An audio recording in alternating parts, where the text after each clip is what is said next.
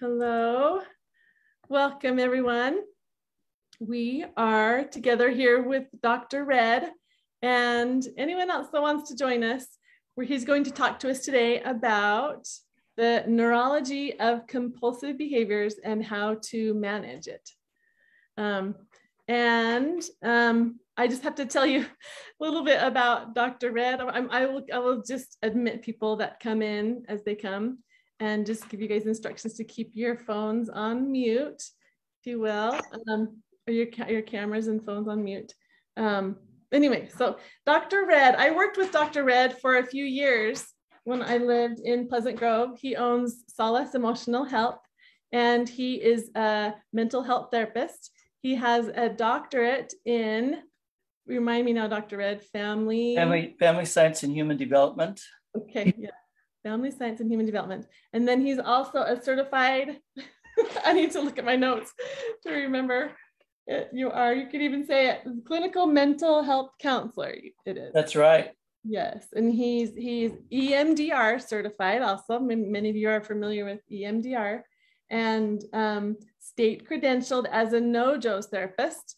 And he's currently working on his CSAT certification. So basically that's, there's a lot of expertise in the area of sex addiction and compulsive behaviors and betrayal, trauma, marriage. He does all that. So I was so excited that Dr. Red wanted to do this week. And the stars just lined up for us to be able to make it actually it's a special week this week, where we had 7 days, Dr. Red. We've had 7 days of coaches and therapists come in and give these podcasts and trainings for us. So you are the highlight now of the week, and you are wrapping things up. We'll be wrapping things up for us. You might, awesome. There's not any pressure of that, but we're just excited for what you're going to teach us. So if you guys will put your phones on mute, I will do the same. And then if Dr. Red wants me to talk, just let me know and I'll take it off of mute. But I'll just turn the time over to Dr. Red. Okay, so what we're going to do, I'm hoping, is we can get through this information in about 20 minutes.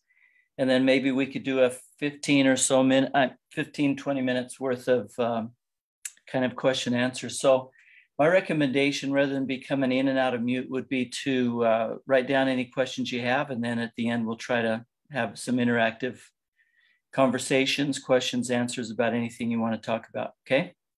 Sound good? If you get tired, just text in, I'm tired, I've got to go, and we'll wrap it up. But I'm hoping to make this as efficient as possible. Question for everybody, and I don't know that you'd have to respond, but just a question to kind of answer is, what is the difference between a compulsion and an addiction? And to qualify as a sexual addiction, when you typically have to meet 5 criteria as dictated by several researchers, prominent researchers, but basically it is that this sexual addiction has become debilitating to your life. It usually impacts your job, your ability to work, your relationships in life, and everything else. And if you try to quit, it just absolutely becomes overwhelming. You feel like you're going to die. So the withdrawal is intense. With a compulsion, it's more like a strong urge. It's uncomfortable, but it hasn't become debilitating and counterproductive as much as if you had an addiction. We work with a lot of clients this way, and I would say that about 96% of all of our clients I would categorize as sexual compulsion. And there may be maybe 2 or 3 in the last 6 months that I would, qualify as a true sexual addiction. So it's pretty intense. Addictions are pretty intense. It's debilitating to your life all the way around. And the compulsion is traditionally the majority of what we work with. Dr. But what I want, yeah. You didn't want me to interrupt you, but I do want to have you clarify this, because I know there are some people that are on here thinking that the things that you're teaching apply to all compulsions. Is that correct? Or is it what you're talking about mainly only. We're going to talk mostly about compulsions, and some of this applies to addiction as well. Okay, but I mean, so I will use both words, but most of the words we use are compulsive in nature. But it's not just sexual, is what I meant, right? Is that well, correct? that's the other issue too.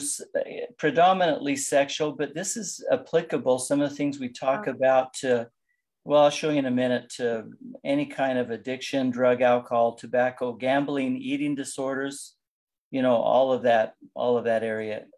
And what I'm trying to do is try to help understand the neurology that undergirds all of these things, so that once you get it, you become a better person for yourself. You become a better friend, a better neighbor, better mom, better husband, better father, mother, whatever. Because this stuff is not going away. And in my opinion, it seems to be getting worse. So let's understand it. One of my big beefs about a lot of our 12-step programs is they go in and say, okay, let's start working on this. But what is it we're actually working on? What is it we're trying to manage? What is it? And that kind of brings me to my next slide, if it'll change. And it's not changing. Sorry. Let me go to that. Oh, there we go. So understanding the neurology of a compulsive or sexual behavior. And we're going to start off with what it is we're trying to manage. If this animal that we're looking at right here in the shadows is a rabbit or a little dog or a lion or a skunk, we're going to manage that a little differently. And I think it's important to understand the neurology of any kind of compulsive or addictive behavior so that we know what it is we're trying to manage. Shining a little light from a different angle reveals the animal. And when you see it clearly, you can see that fighting is futile, running away won't work, and trying to hide is hopeless. So in addition to that, this neurological concept is going to help us understand, like I said earlier, drugs, alcohol, tobacco, pornography, sexual stimulation, gambling, and eating disorders. So somebody that's developing a compulsion or an addiction to gambling, for example, you're going to be able to be better able to understand this if you understand this neurology that's applicable to everything, okay? So there's two significant parts of our brain that's good to understand if you want to understand a compulsion or addiction. One's the limbic system and one is the prefrontal cortex. Excuse me just a minute, I'm going to grab my brain here.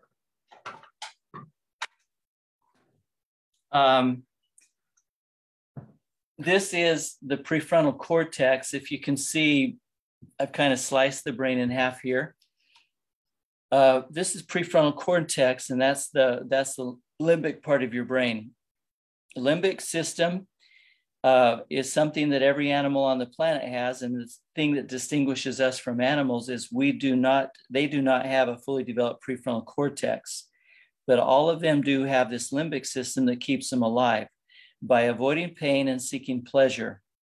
But the big difference that distinguishes us from that big guy on the right is that they don't have a fully developed prefrontal cortex, but they do all have a limbic system. So when that big guy eats the mother of some baby lambs, after it's done eating the mother, it does not step back and say, oh my heavens, I've eaten the mom, and now those little lambs have nobody to take care of them. There's no moral reasoning that way because they don't have this fully developed prefrontal cortex that is the source of moral reasoning and everything. So when we talk about the limbic system, this is what activates in a nanosecond every time we go into fight or flight mode.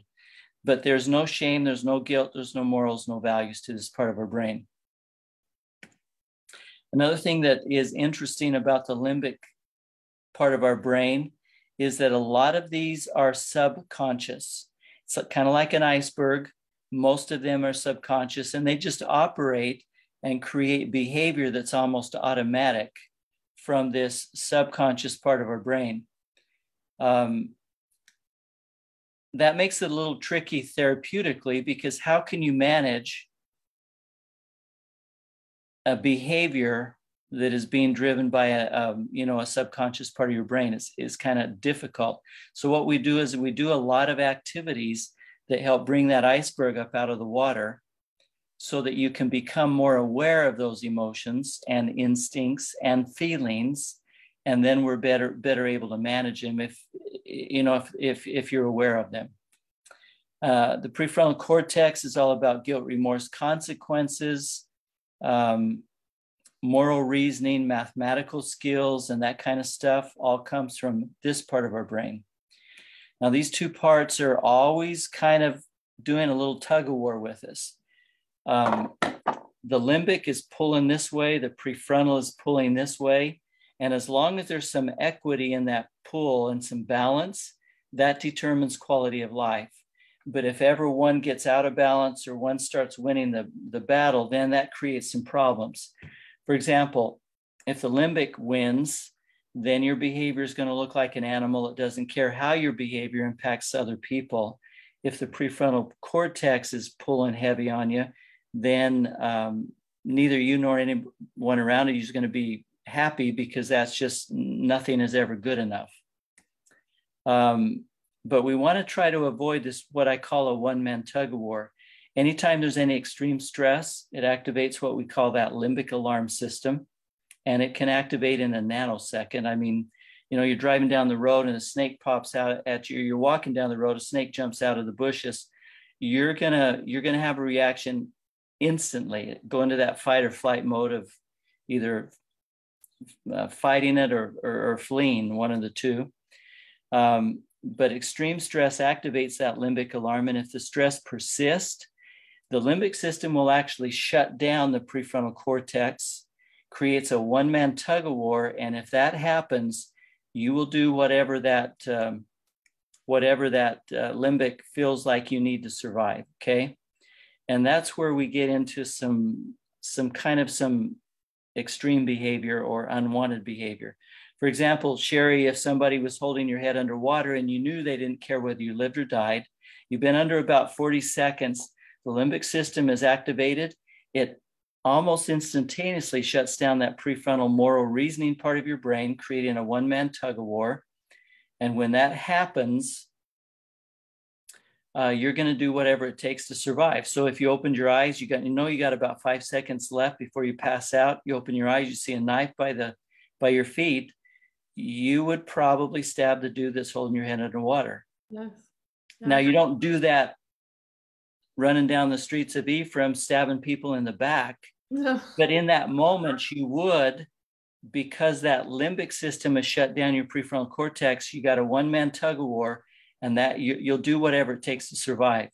Donna Reed party going into San Francisco, got stuck in the snowstorm, started starving to death. Limbic systems were activated, and what did they do? They started eating each other, okay? And that's it's a bizarre thing to think, but how do you explain that kind of behavior? Well, their limbic systems had shut down prefrontal cortex temporarily, and they started doing what they felt like they needed to survive. That kid in Moab that was out hiking by himself, got his arm stuck up high, ended up cutting it off. How do we explain that behavior? Well, their limbic system shut down prefrontal cortex, created a one-man tug of war. If any of us were wandering through a desert and we've gone 3 days without water, we can survive about 3 days without water. We're about ready to die. And we saw a toilet that had some grotesque water in the throat of the toilet, would probably drink it. It's not something we do, on a regular basis, but it is something we do in that moment, just because the limbic system shut down prefrontal cortex, got a one-man tug of war, and we will do what we feel like we need to do to survive. Now, that concept's important to remember as we start talking about compulsions and addictions. So how are those created? In our brain, we have 1 billion of these synaptic gaps, and there's 2 neurochemicals or neurotransmitters, we sometimes call them, that are critical to any compulsive behavior. Dopamine is the pleasure chemical, glutamate's the memory chemical. So dopamine gives us a good feeling when we go to Disneyland. Glutamate reminds us where we felt the pleasure. Dopamine helps us feel good when we get that job promotion or the big check. And glutamate reminds us what we did that led to that. Dopamine gives us a thrill when we get a good grade on a test, and glutamate reminds us that it was that homework, that study we did the night before that led to the good grade, or the week before. It's usually the night before for me. Anyway, these two are very critical to creating motivation, to creating getting up in the morning, that feeling of wanting to go and do what we need to do, okay? But the problem is if we overstimulate, or this action right here, if we overstimulate or we flash flood or slam our brain with too much of these chemicals. Now, heroin is a flash flood, cocaine, nicotine, meth, pornography, self-stimulation, those can be flash floods to our brain. And if we do that, it creates a switch in the limbic priority. Now, the priority should be survival. But if we overstimulate too much and too consistently, this is what starts to happen. Okay? I'm not doing it very well on the screen here, but you can see now survival is where? It's down here. And what do we want, or what are we doing? Pleasure has become a priority. When that switch happens, we've got at least a compulsion, or perhaps contributing to an addiction later on. So if pleasure becomes more important than survival, if that switch takes place, we have a compulsion or addiction. So it's time for a test, and I won't have you turn your mics on and respond, but just test yourself. How are compulsions created? I'd like all of us to understand this concept, because this concept is going to help us understand drugs, alcohol, tobacco. The nicotine does the flash flood. Heroin does the flash flood. Meth does the flash flood. These kids over in Japan, I was heard about, or someplace, I can't remember where it was, but they are actually starting to pass out because they are in their chairs, their gaming chairs, so long that they forget about eating and drinking. Mm-hmm. Okay. But how does that happen? Well, if we what? The answer is if we flash flood, if we overstimulate in any way, our brains in any way at all, then it creates a switch in the limbic priority. And if that switch takes place, and if pleasure becomes more important than survival, the result is a compulsion or an addiction, okay? Now, how is that information going to be helpful? It can help us individually. It can help us if a child comes to and says, Mommy and Daddy, how come I can't go and smoke behind the bleachers like everybody else in junior high school? Well, you could say, well, because, it's bad, or because I'm going to ground you if you don't. Or you could say, hey, buddy, if that happens, you can overstimulate your brain to a point where it creates a switch in your brain. And if that happens, you could have an addiction or a compulsion. It could become out of control for you. And sometimes these kind of ideas can be a little more helpful as we raise our kids, or as we talk to a neighbor or a friend, or, whoever that wants to know what is wrong with me and why can't I get out of this behavior I don't want, but it seems almost impossible to get out of. Other flash flood effects of overstimulating our brain. It creates some confusion, some problems, and can physically damage our brain. So I want to just for a minute talk about why and how overstimulating the brain or flash flooding the brain can cause some other issues for us. So number one is that if we overstimulate, that prefrontal cortex actually gets shut down temporarily. And if that's the case, our behavior begins to look like that of an animal. Okay. Another problem is it raises that pleasure thermostat or hedonic set point. If that pleasure thermostat is down low enough, our behaviors in life intersect. But if we overstimulate too much, it raises that pleasure thermostat or hedonic set point. And now when you go to Disneyland, what happens? Boring. What happens to our work ethic? It's just not quite what it used to be. And what happens to our study habits? We're not getting that little pleasure because that pleasure thermostat is up high. We're not getting that little injection of happiness because it's up here. And the only way we can feel happy is now to overstimulate. The problem is when we overstimulate, what happens to that pleasure thermostat? It goes up even higher. Now, to feel anything, we have to overstimulate. But when we do that, what happens? It goes up higher. Now we have to overstimulate. And when that happens, it's up even higher. And pretty soon, that sucker is still up. It's up in the clouds, and our behavior is clear down here. And that's the source. It's a legitimate depression that we can create. I have clients that say, I'm like a zombie. I eat and I drink, but I feel nothing. My feeler is broken. I hear that quite often.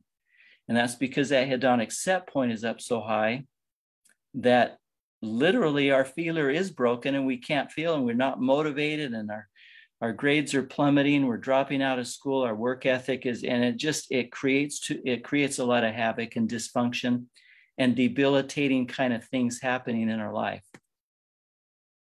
One flash flood is too much, and 1,000 flash floods is never enough. Can you understand why? Well, one flash flood puts it just out of reach. And 1,000 flash floods, if you continue to do that, is just going to jack that up in the sky so high it's almost impossible to reach without doing some pretty exotic kind of things to get there. It damages. Third thing problem is it creates what fits the medical model of a disease. So here's the medical model. If we have an organ that has a defect, and that defect creates a symptom, that's what we call a disease. Okay. If you're I'm going to go back just a second. If your if your brain just does not allow for that dopamine to be processed the way it does, like it should, and that's a defect, and it causes that withdrawal symptom, you've got a disease. Your brain does not look the same after continually flash flooding it as the brain prior to those flash floods. It also damages relationships. I saw a couple of the participants seem like they're female, and my heart goes completely soft when I see somebody that has been where this kind of stuff has created a separation, because it's painful. It's painful on the partner that's been, it's painful on the partner who has been unfaithful, and it's almost more painful to the partner that separation has impacted. It mirrors PTSD, except it's 100 times more intense, because it's not the death of a buddy on a battlefield you've known for a year.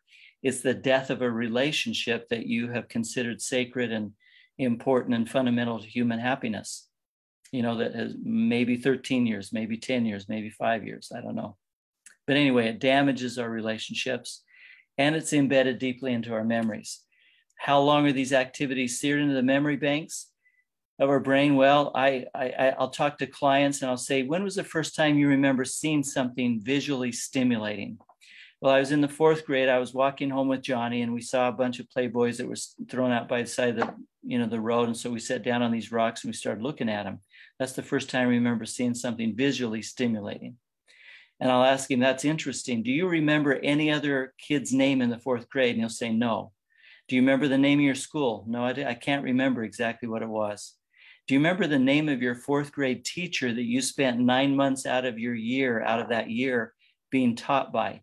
No, I can't really remember her. How can he remember that name of that Johnny, that name of that kid that they, that sat down and watched those things? Well, it's a testament to glutamate and how that is just creates some pretty intense memories. But here's the problem. Now, what happens when we're stressed, sick, bored, or bummed? That memory takes us right back to whatever is the top of our pleasure list, that limbic pleasure list. And if it's pornography, we're going to go right to that. If it's holding hands with somebody special, we're going to go right to that. If it's reading a book, we're going to go right to that. But you see, the problem is most of the time it's that flash flood that's up top, and then your limbic system. So when you get bored, it shuts down temporarily, shuts down the prefrontal cortex, and down goes your moral reasoning, so to speak. And it goes right to whatever's the top of that pleasure list. So we have this concept that we hear in a lot of 12-step groups, once an addict, always an addict. Is that true? Well, if that were true and we've created a switch, what's implied? That switch is never going to come back. If we've raised our hedonic set point or pleasure thermostat, what's implied? It's never going to be. If we create an addiction or a compulsion, is it ever going to can it be reversed? I'd like to say that is a statement that is almost satanic, and it is not true. Okay. Flash flood effects on the brain, moral reasonings temporarily hijacked, stimulation becomes more important, survival, increases depression, despair, loss of motivation. That's because the hedonic set point raises, and now you're not as motivated to do that. Contributes to a brain disease, destroys, or it kind of messes with our relationship. Destroys may be a little strong there, but it does have an impact on our relationships, and it's seared into our memory, at least for a long time, but I don't like the word temporarily. I like to say we're one slip up, or we're one flash flood away from coming back into addiction, which makes it important that we stay completely away from whatever created that addiction in the first place. So why is fighting the limbic system a futile fight? Well, it's like talking away your thirst after going 3 days without water. Talk all you want. It's not going to work. In fact, it might make that even worse, because the limbic system doesn't speak, it doesn't talk, it doesn't have that mental capacity. It's intuitive in nature. Talk all you want, but it's not going to work. It's like telling yourself you're not thirsty after going 2 weeks without food. And it's like fighting a wave that comes at you every 20 seconds all day and all night. You can see behind me, my wave is kind of the metaphor for that. The intuitive response in most of my clients is that we hunker down, we clench our fists, we grit our teeth, and we try to show everybody around us that we don't want this. So we fight that wave. And it works pretty well for about the first 2 or 3 waves. But if we stay in that fighting stance all day and all night, that wave's going to eventually wear us out. And then we have a slip up, and then we feel like a failure. And then there's a lot of shame involved and everything else. And we just got to be careful that we don't fight. So I can't show you right now, because I think if I unplug myself and turn my screen around, but there's a surfboard right up here on the top of my other wall. And that becomes the metaphor for what we do instead of fighting the wave. We learn how to surf or manage it rather than fight it, because I don't care what the compulsion or the addiction is. If you try to fight, you're always going to lose. So we try to teach clients how to surf, how to manage, rather than just fight those surges. If we can't fight the sexual surges, what do? Well, we've kind of talked about that already. This is my 6-year-old granddaughter on a surfboard in Hawaii. You can see that her little face is pretty focused. And if she does this often enough, she'll get good like this kid right here, and just be able to put a smile on your face and enjoy every moment, okay? If you catch the right wave. And that's what we do. That's where I kind of introduce the 2-minute surfing sequence, where we move within 3 seconds of an unwanted feeling. Why? To take the body or the mind away from whatever is tugging at us, okay? And that movement it's kind of like a sneaky way to start a management or a surfing skill without activating the limbic alarm. If you sit there and start fighting with yourself mentally, I guarantee the limbic system is going to react. But if you move very quickly and very subtly away from whatever is tempting you, and then recite a memorized passage, or we call them, sometimes we give clients these future picture statements, but any memorized passage that you work, you recite that. Why? To kickstart the prefrontal cortex. Now that sucker is getting shut down. That's why you're feeling those surges, okay? It's getting shut down. The limbic's starting to take its one-man tug-of-war here for a moment. So you move away, you recite to kickstart the prefrontal cortex, and that brings a little bit of a pullback back. Most of my clients say if they move and recite, the wave's gone. It's that easy. It's that quick. It It dissipates, it goes away. And so they don't do the other part of it. And then, about 10 minutes later, that limbic system is squawking like a little dog barking in their face, okay? Petition specifically what you need from a higher power or your Heavenly Father or whatever God you believe in, and then try to do something to soothe the limbic alarm. Now, why? To give yourself about a 5-hour break from those compulsive sexual surges or those waves that are slapping you around. Now, this is the tricky part. How do you soothe a limbic system that doesn't think? Well, emotionally, you have to put a little happy smile on its face. And you can do that by giving yourself a drink of water, eating a healthy food, a dum-dum or a bonbon or whatever you want. I don't care. Just put some emotional thing on your face. You can do it by listening to music for 30 seconds. You can do it by listening to a favorite comedian to put a little happy, Brian Regan or Jim Gaffigan that puts a quick little smile. And this does not have to be a 20-minute dialogue. You just listen for 30 seconds to some music, to comedy, get a drink of water, eat some food, text somebody that's always fun to kind of get a response from, or have a conversation with a real human being that puts a little smile on the limbic alarm. And those are all soothing techniques that will give you about a 3 to 5 hour break from those compulsive surges or waves that hamper you. So here's another test time question. How do we surf, or how do we manage these compulsions rather than fight them? Why is fighting a bad idea? Because it's always a futile fight. It's like fighting the wave every 20 seconds, coming at you every 10 seconds all day and all night. So first, what do? The answer is move. Second, the first step you take towards the door or out of the room, what do you do next? You start to recite something that is memorized to kind of kickstart the prefrontal cortex. Third, you pray or petition. Fourth, you soothe. And that has been a very effective little, we call it a management skill or a surfing skill that has been a blessing and a benefit in a lot of people's lives. Another test. What's the purpose of the 4 steps? Why do you move? Well, the answer is to get away from whatever's tempting you or whatever is triggering you, okay? Why do you recite?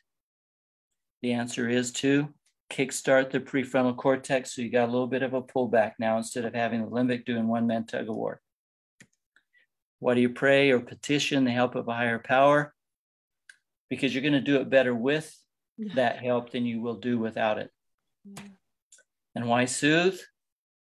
To keep that dog from coming back at you in 5 or 10 minutes. Give yourself a break.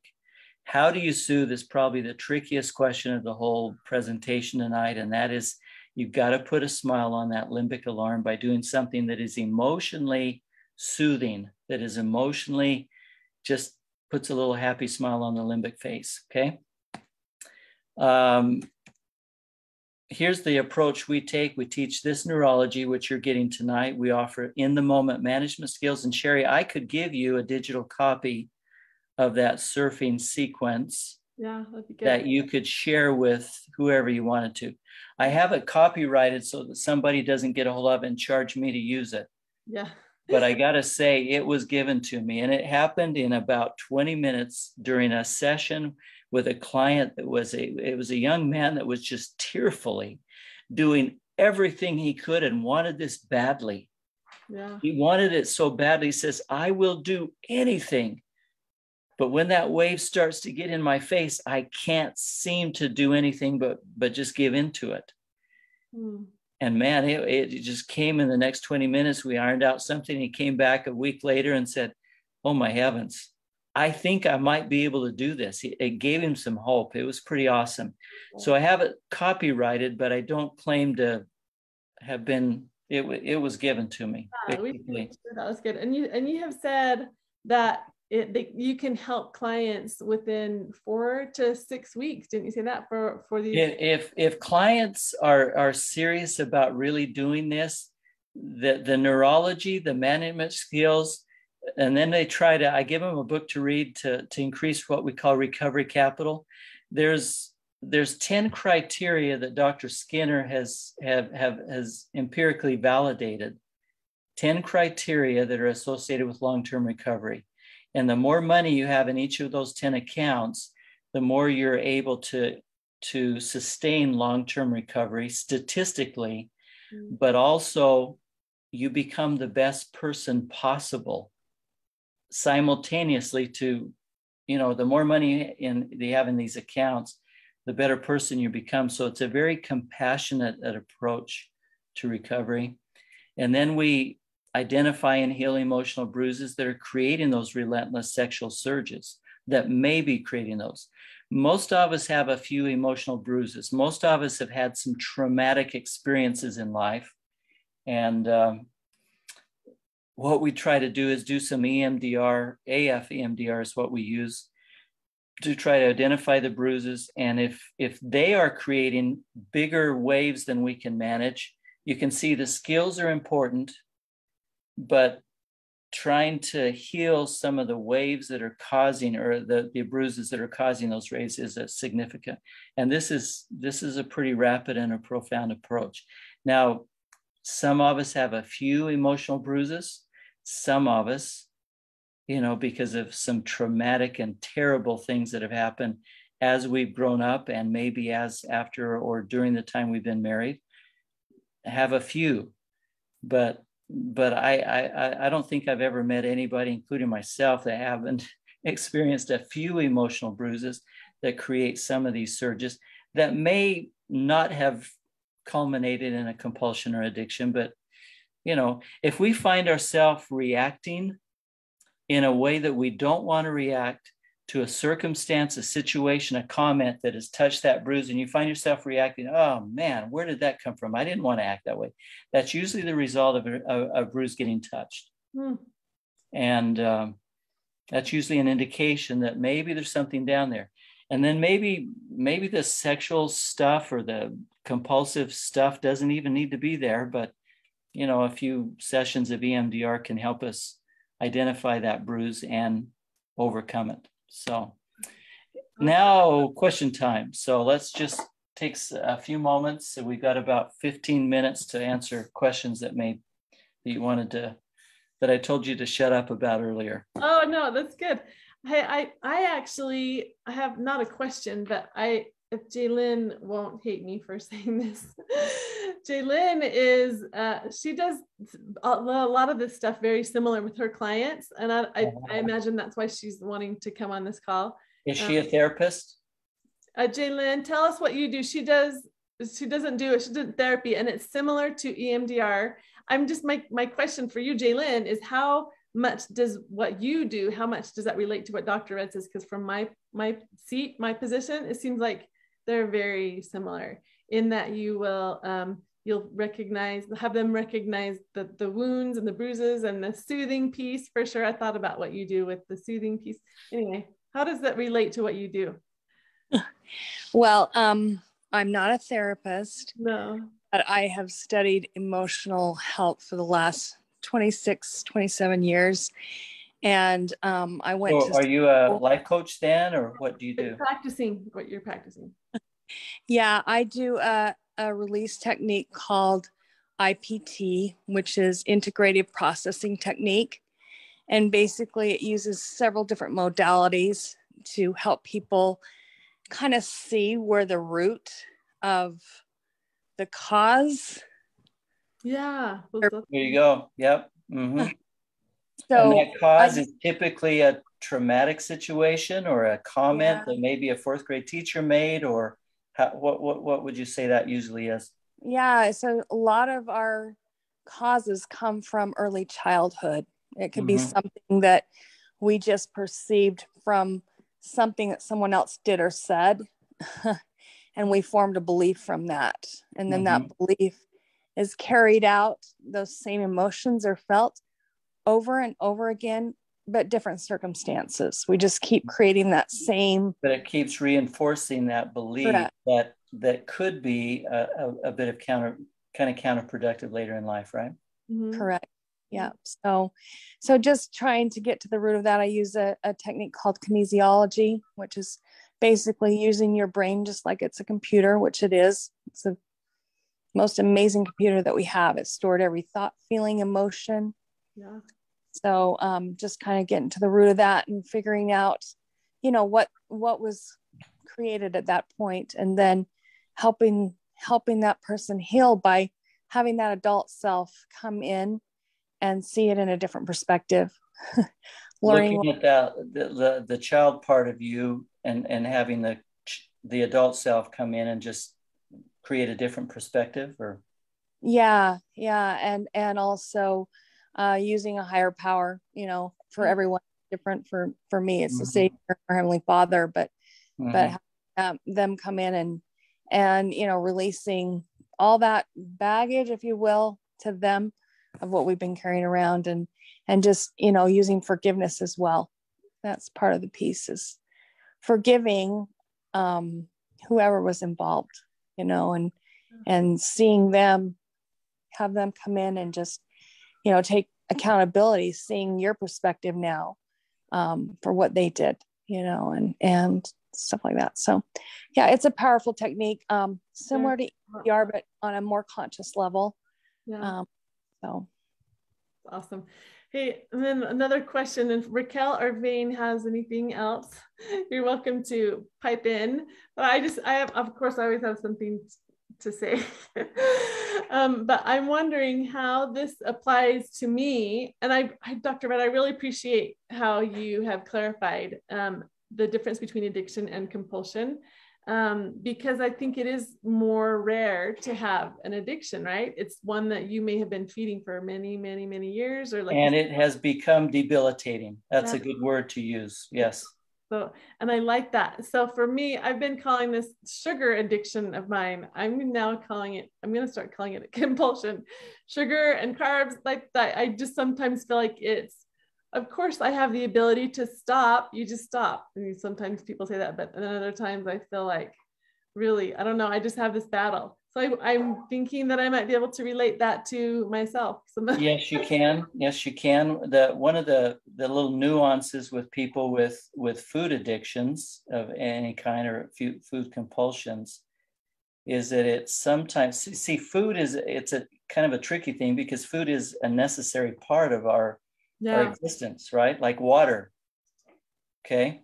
So one of the things that seems to be helpful with some clients who have just gotten, the food thing, whatever it is, has gotten out of control, and they're, 400 or 500 pounds, and it's just, it has become debilitating, is to always have something that you would, as you turn away from the food that you shouldn't eat, always have something you can go to. Some carrots, some seeds, some almonds, something that you can, because it's kind of like a sexual addiction. That desire to procreate is a fundamental, significant, perpetual part of who we are. Oh, that's true. Yeah. But it's unlike a drug. It doesn't come from the outside. The need for food is very similar. Yeah. So it's always good to have something else that you can quickly turn to as you turn away from the sugar or the carbs. Yeah. I did a keto diet a while ago, and I honestly got depressed. I have never experienced severe depression before, but I was having a hard time getting up in the morning. I was having a hard time functioning during the day. And I think it was I lost a lot of weight, but it was that lack of carbs or something that just, so we got to be careful, with that kind of stuff. So that's true. Does Raquel or Vane have anything they want to add? I know Raquel is also, she's working with betrayal trauma coach. She works with ADDO. Did you know that, Dr. Red? I don't know if you knew that. I did, yeah. She knows that betrayal trauma stuff better than I do. Yeah, she's really good at it. So is there anything you have to say to Dr. Red or questions? I don't want to put you on the spot. I just wanted to give you an opportunity if you have it. Yeah, no, just thank you, Dr. Red. Thank you. It's good to see your smile again. Oh, thank you. I love your smile. Yeah. Yeah, no, that was great to hear. I similarly to Sherry, felt like there were things I could apply that to myself, you know, in terms of like she's talking about, like with food or other things. And so I took good notes, and I think that that's really helpful. But yeah, thank you. This is good. Thank you. Good to see you again. Yeah, good to see Dr. you. Have you done studies with electronics? Have you studied how electronics are affecting children? And I think it's much bigger than we're aware. And I think and you can tell me if you know this, if how much of it is dopamine. Are they receiving that dopamine when they're checking in? You bet. But what happens if we consistently and too consistently overstimulate? You know, your athletes that do the adrenaline junkie kind of guys, you know, that fly down canyons with their little things like that. That's an overstimulation. Okay. Yeah. I can't say that you get on a game and have a moment but if you're like those kids that I read about or heard about in Japan that are literally dying because they don't eat, they don't sleep, they are in that chair nonstop. You know, I've got clients that can stay up for 3 or 4 days without any food or water, looking at porn. Yeah. It's crazy, but you just gotta be careful. And I think the electronics thing it starts off very gradual, very subtle, very innocuous, but we need to be careful because it can escalate. I had some clients that have been severely depressed. They used the gaming, and they got to a point where they could not go to work. They just had to sit and game. That was interesting. They were losing their house. The wife was going crazy. The kids were, you know, what are we doing, Dad? How come these people are trying to evict us and everything else? And it was a combination of depression, gaming, and I think it was kind of an OCD kind of behavior where that game provided an escape or a moment of relief from the pressure this guy felt. Yeah. You know, the financial pressure he was feeling, but it got out of hand, and it got out of hand really quickly and ended up pretty badly for the family. Oh yeah. And I think that, I don't know if you're aware of this, the Facebook group that we're posting this live to, we have the majority of the singles that are in this group have been divorced, and a lot of them have been from the sex addiction or any kind of addiction, where it affects the connection in their relationship. That's not always the case, but I have heard a few. And I gotta add that connection is fundamental to human happiness. Yeah. And when we feel that disconnect, it is painful. It is painful as anything in life. Yes, I agree. And that also being said, I learned from you that the opposite of addiction is not sobriety, it's connection. Yeah. Well said. Yeah. I like there's one of your slides that I don't know if you can go back to the second or third slide. Well, you can just tell us the list of behavioral effects of these compulsions is disconnection. There, what are some other things off the top of your head? Behavioral effects of compulsive behavior? Yes. Well, it temporarily shuts down your prefrontal cortex. Oh, so logic, like the logic. Yeah, your logic. Now that's not permanent, but there is a temporary shutdown, and during that temporary shutdown, you're like an animal. You're just doing whatever you feel like you need to survive. You're stabbing that guy in the back because you know you've got 5 seconds left to breathe, and that's an example of that. Yes, I heard. Plus, it raises your hedonic set point. Plus, it just removes us from these relationships that are fundamental to the connections that you're talking about, that are fundamental to human happiness. They did some studies, and this has all come out in the last 10 to 15 years. It's crazy though. Scientific studies that prove that if we have a good connection with somebody, and it doesn't need to be, it could be anybody. It could be a husband, it could be a wife, it could be a parent, it could be a sibling. but these are fundamental to human happiness. And if we are disconnected, our brains do not process as much pain in this relationship as we do in a disconnected relationship. We don't process. They put these clients or these I think it was a group of women through a tube, and an MRI tube, and said, we're going to wire up your brain so we can see your brain activity. We're going to show you a little red X, and when that red X goes bright, or when it goes off, we're going to zap your ankle with a little, it's not going to, but it's going to be uncomfortable. They put these women through the tube, and the red X and went off, and the brains fired up as they should. The little zap came, and they rated that, out of 10, maybe a 3 or a 4, but it was uncomfortable.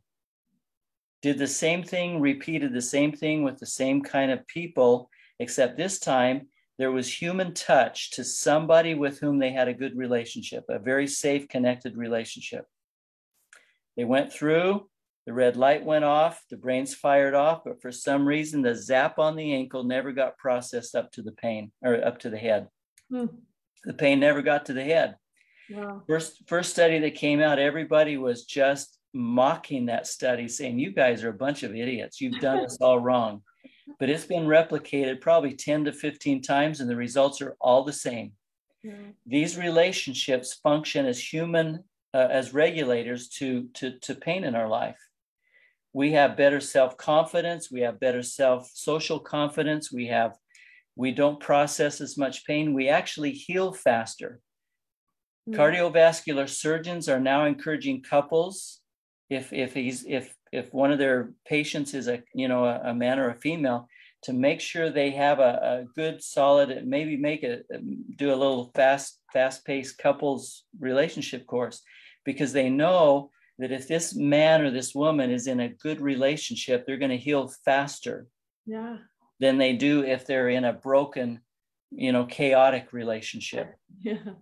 It's crazy. It's interesting stuff. And this is all coming out in the last few years. It's making relationships absolutely critical. Connections are key. Yes. That is so good, Dr. Red. I love that. And it's so true. I agree 100%. Connection. It does. If you're in that addiction, then it does make it very difficult, if not impossible, to connect, I think. It is. Tough one. For both the offended party as well as the addicted party. Yes, absolutely. Well, thank you. You have done that. That's awesome, Dr. Red. You've shared some cool things with us. And I have it streamed and recorded on the Facebook page, so I can go back and make notes. And I will also include your PDF. I appreciate that. Cool. Will you, do you want me to send you that? Where do I send it to, Sherry? Just send it to my email. I can send it. I'll send you my email address to your text. I'll text it to you. Okay. And then I'll get you that PDF of the sequence, which is a lengthier little thing than we did here, obviously, but can be very helpful. And then if you could also send me a copy of the recording, I would love to get a copy of that. Of course. Absolutely. I will do that. Thank you. Thank you. Have a good night. You guys have a good night. I don't know if Thank you. Appreciate you guys. See ya. Bye. Bye.